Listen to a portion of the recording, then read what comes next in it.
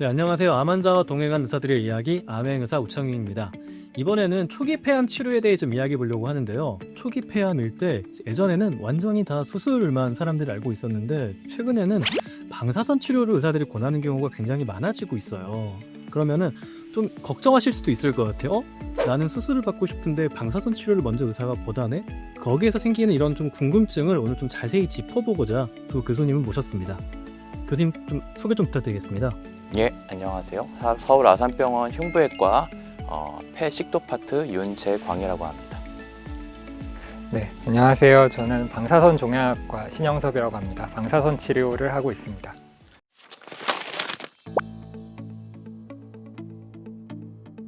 초기 폐암이라고 하더라도요, 요즘에는 어떤 분들께는 방사선 치료를 먼저 권하는 경우들이 있어요. 예전에는 전부 수술만 뭐 답이다 이렇게 생각을 했었는데 좀 그렇지 않은 경우들이 있어서 방사선 치료를 처음 이렇게 제안받은 환자분들이 좀 걱정하시는 경우들이 있거든요. 왜 의사들이 이런 선택을 하는지 좀 설명 좀 부탁드리겠습니다. 기존에 우리가 초기 폐암에서 수술을 시행하는 게 원칙이었다고 한다면은 지금은 이제 방사선 치료를 권하는 비율이 말씀하신 것 좀 늘고 있죠. 방사선 치료라고 한다면 이제 기존에 생각했던 인식은 수술을 해야 되는데 수술을 받기에는 너무 여러 조건이 어려운 환자들한테 하는 대안적인 치료였습니다. 예를 들면은 수술이라고 한다는 건 결국 폐 일부분을 드러내야 되고 그 드러낸 폐만큼의 폐 기능은 떨어질 수밖에 없는데 수술 전부터 폐 기능이 떨어지는 환자들의 경우에는 수술을 하면은 당연히 폐 기능이 더 떨어져서 수술의 지속적인 호흡곤란 때문에 이러한 환자들은 수술하기가 어려웠죠.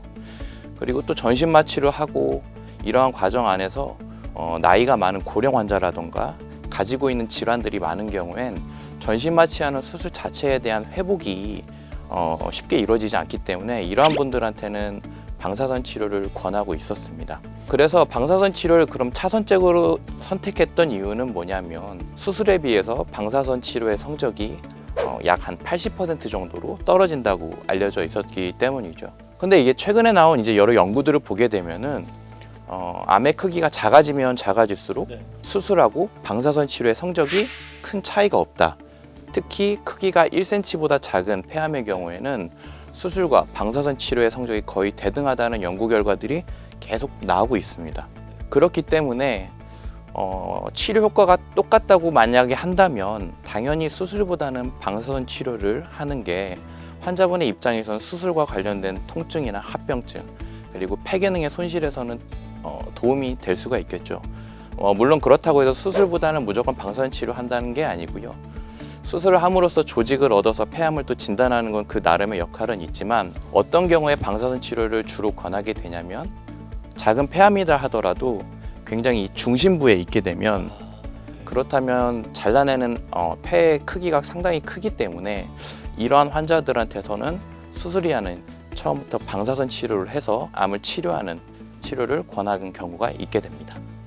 암의 크기가 작고 특히 위치가 폐의 중심부에 있다 그러면은 환자분에게 좀 가할 수 있는 손상도 좀 줄 수 있고 치료 효과는 좀 대등할 수 있다, 좀 이런 이야기네요. 네, 맞습니다.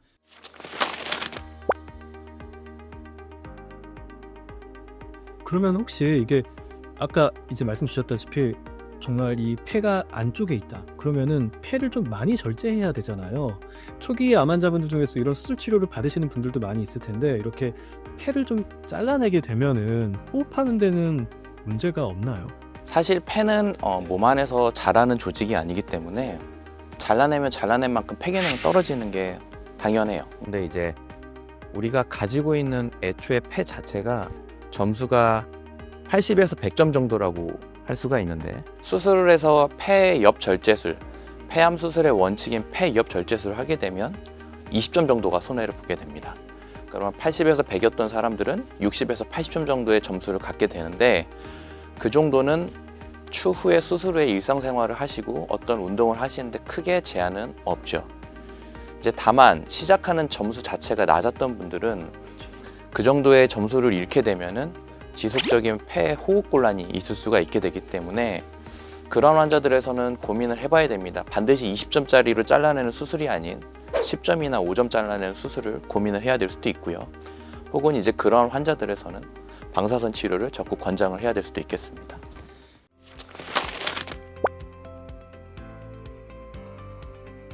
수술은 왜 되게 직관적이어가지고 들어가서 잘라내는구나 싶은데요.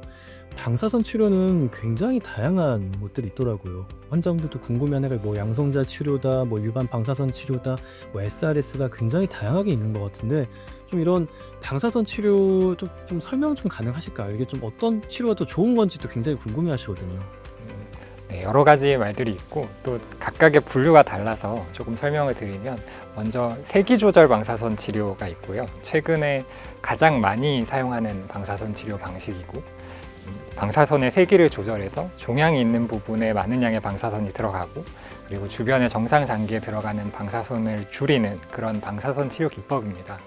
초기 폐암에서 많이 사용하는 정위 방사선 치료에도 이러한 세기 조절 방사선 치료 기법을 사용하는 경우가 많고요.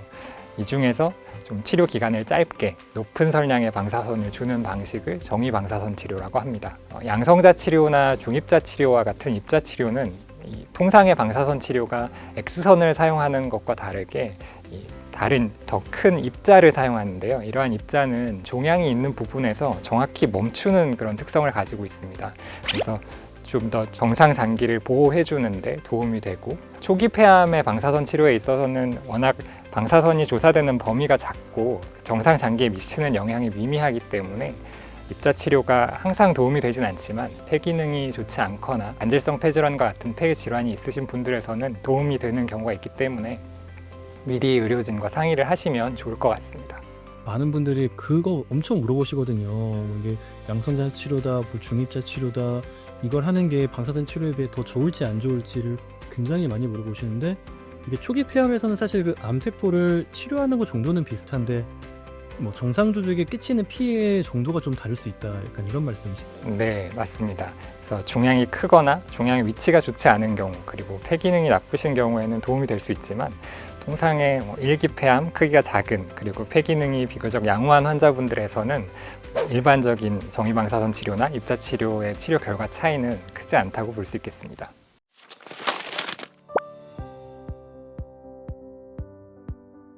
그런 다양한 방사선 치료들이 있는데 그래서 환자분들이 초기 폐암일 때 가장 많이 받는 방사선 치료가 어떤 거예요? 네, 초기 폐암에서 많이 사용하는 치료가 이제 정위 방사선 치료인데 일반 분들은 방사선 수술이라고 많이 알고들 계십니다. 방사선 수술은 실제로는 수술은 아니고 방사선 치료의 일종인데 정교하게 종양이 있는 위치에만 높은 설량의 방사선을 줘서 고설량의 방사선은 살균하는 데도 쓰이거든요. 그래서 높은 방사선을 줘서 암을 완전히 파괴하고 수술과 비슷한 효과를 주자 이러한 생각으로 시작된 치료입니다. 예전에는 방사선 치료 기술이 좀 떨어졌기 때문에 이런 치료를 다양하게 하지는 못했는데 정교한 방사선 치료 기술이 발전하면서 다양한 암에서 사용이 되고 있습니다.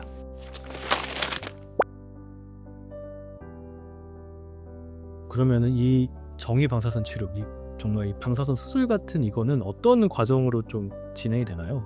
통상 치료 횟수가 짧고 5회 이내를 이야기하고요. 초기 폐암에서 저희는 일주일에 2번씩 2주간 총 4회의 치료를 하는 경우가 많습니다. 1회 치료 시간도 20분 정도로 짧고 사람이 방사선을 잘 못 느끼기 때문에 치료 이후에 불편감도 거의 없고요. 대부분 통원 치료를 하고 계십니다.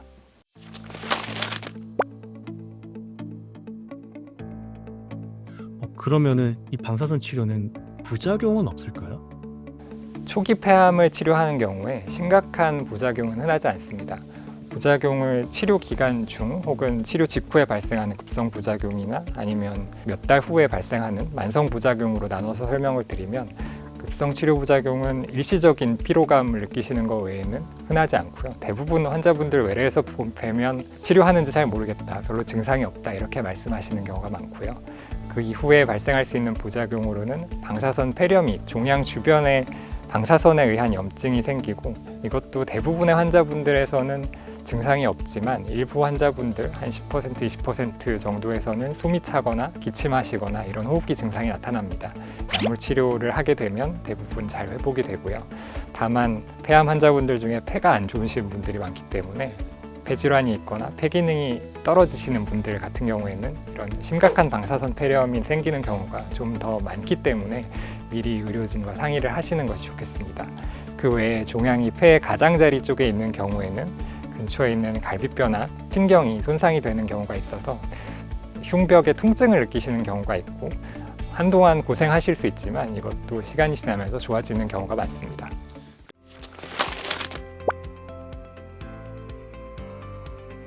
대부분의 부작용은 좀 경미하고 시간이 지나면 해결되는 것들이 대부분이다 이렇게 말씀 주셨는데 근데 좀 환자분들이 좀 궁금할 것 같아요. 왜냐면 수술은 바로 암덩어리를 덜어내잖아요. 근데 방사선 치료는 치료를 했는데 이게 뭐 치료를 했는지 안 했는지 사실 느낌이 잘 오지 않잖아요. 그럼 언제쯤 내가 이게 제대로 치료가 됐는지, 정말 이게 이 초기 폐암이 완치가 됐는지 이런 것들을 확인할 수가 있는지 좀 궁금할 것 같아요. 효과가 언제부터 나오는지.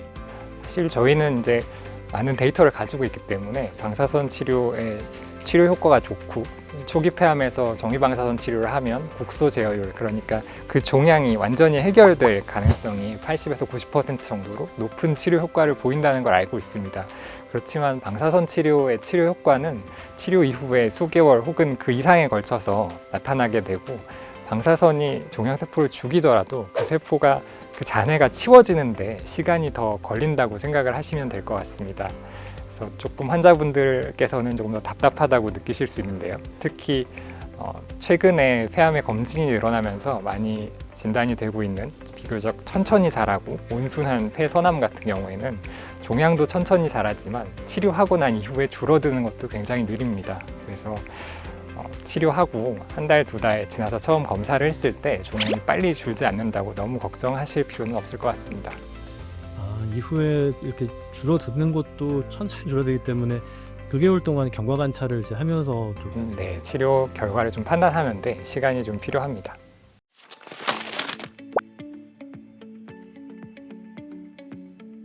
그럼 좀 흉내과 교수님께 여쭤보고 싶은 게, 그럼에도 불구하고 아직 초기 폐암인데 수술을 하는 경우들도 있잖아요. 말씀 주신 대로 굉장히 효과가 방사선 치료가 좋음에도 불구하고요. 어떤 분들은 그럼에도 불구하고 수술적으로 이렇게 암을 제거를 하고 있을까요, 초기에?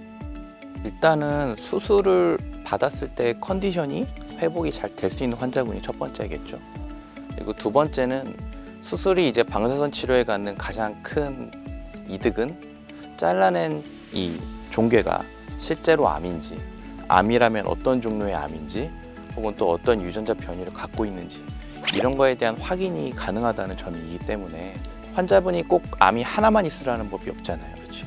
여러 군데 아주 자잘자잘하게 조그맣게 있는 환자들이라고 한다면 모든 부위를 방사선 치료를 해서 없애는 게 아니고 그 중에 이제 암으로서 가장 의심되는 부위를 잘라서 어떤 암인지 확인을 하는 과정을 하고, 그 이후에 맞춰가지고 다른 부분은 수술이 아닌 다른 방사선 치료나 다른 치료를 고민할 수가 있겠죠. 또 하나는 제가 아까 말씀드렸지만 폐 절제가 꼭 20점만 자르는 게 원칙은 아니거든요. 크기가 작으면 작을수록 그거에 맞춰서 더 적게 자를 수가 있습니다.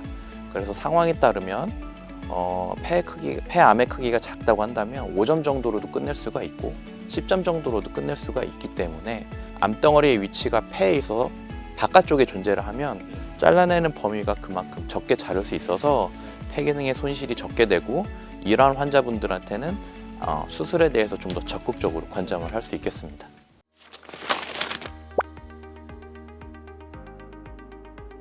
이런 초기 폐암 수술도요, 또 환자분들 궁금해하는 게 뭐 로봇 수술이라든지 뭐 복강경 수술 이런 거 궁금해하시거든요. 이런 것들이 가능하나요?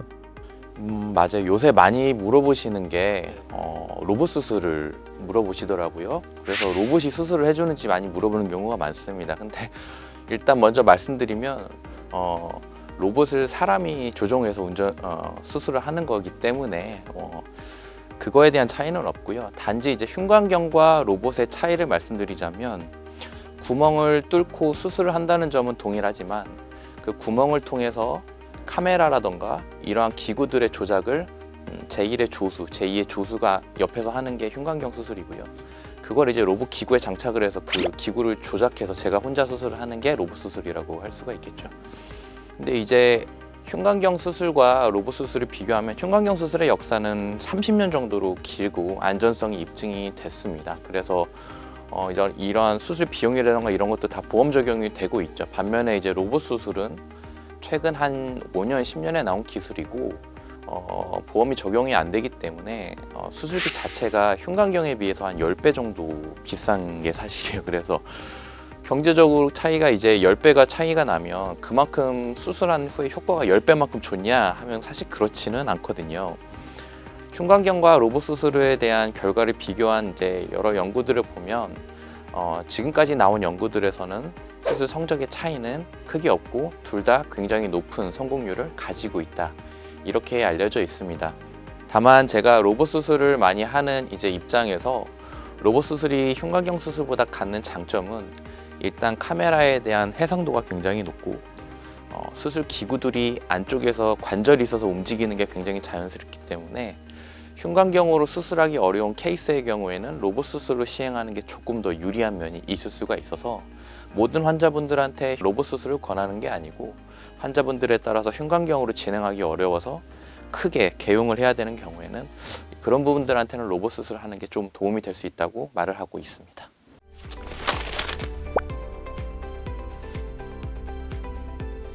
근데 이 폐암 수술이 또 받고 나면은 굉장히 아파하시더라고요. 한 다음에 또 언제쯤 뭐 일터나 이런 뭐 일상으로 좀 복귀가 가능한지도 좀 많이 궁금해하시는데 좀 언제쯤 가능하나요?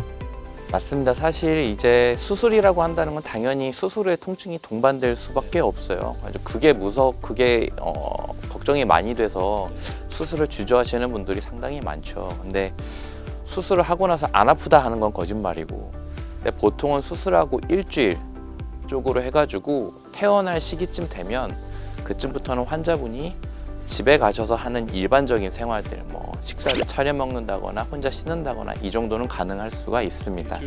근데 이제 그 수술 전처럼 했던 격렬한 운동들을 하라던가, 예를 들면 뭐 테니스를 한다든가 골프를 한다든가 이러한 운동은 수술하고 보통 한 달 이후부터 하는 걸 권하고 있습니다. 그래서 직장에서 복귀해서 일하시는 것도 보통은 한 달 정도를 권하고 있고요. 근데 이제 직장에서 일하는 그 상황이 뭐 신체 활동이 많이 동반되지 않는다면 그보다는 조금 빨리 할 수도 있겠습니다. 그러니까 격렬한 신체 활동도 한 달 정도 지나면 가능하니까 본인이 좀 판단하셔가지고 뭐 일주일에서 한 달 사이로 좀 직장 복귀나 이런 것도 가능하시겠네요. 네, 맞습니다. 수술이냐 방사선 치료냐, 즉 폐암 치료 방법은 단순히 하나를 가지고 좀 선택하는 문제가 아니라 환자 개개인의 상태에 따라 좀 달라진다라는 것들을 두 교수님의 좀 이야기를 듣고 좀 알 수 있게 되었습니다. 나에게 맞는 가장 최선의 치료를 받는 게 가장 중요하다라는 거 우리가 모두가 좀 기억하면 가장 좋을 것 같고요. 저희 아메머사는 다음번에 더 좋은 이야기로 돌아오도록 하겠습니다. 감사합니다.